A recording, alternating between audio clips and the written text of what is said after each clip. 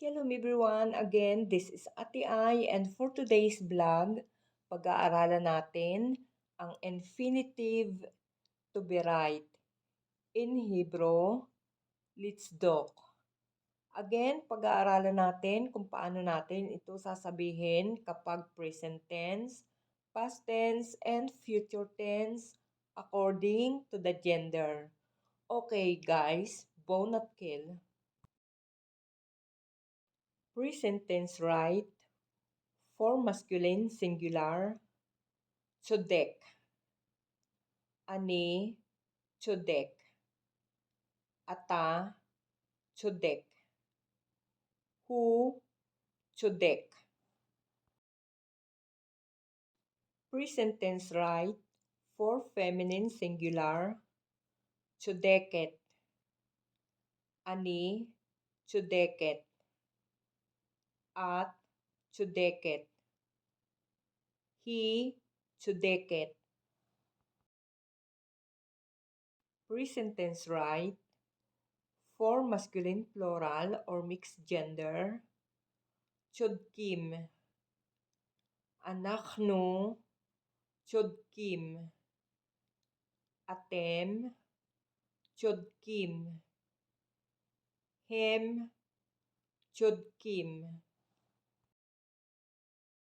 Present tense right for feminine plural, צודקות. אנחנו צודקות. אתן צודקות. הן צודקות. Okay guys, for past tense, was right or were right. צדקתי. צדקת. צדקת.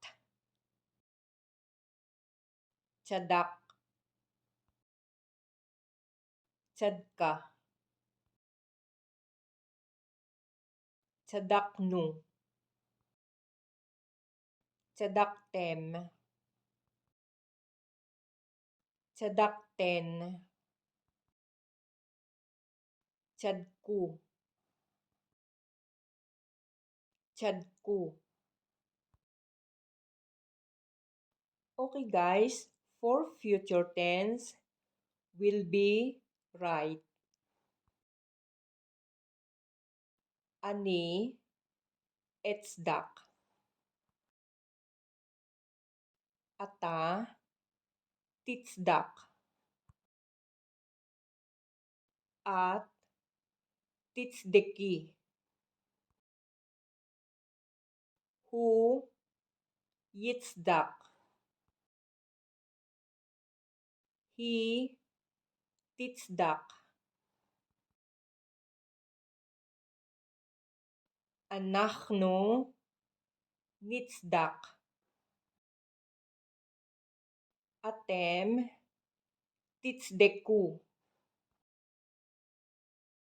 אתן תצדקנה. הם יצדקו. הן תצדקנה. Okay guys, ito naman ang imperative or ang command. Imperative be right for masculine singular, tsdak.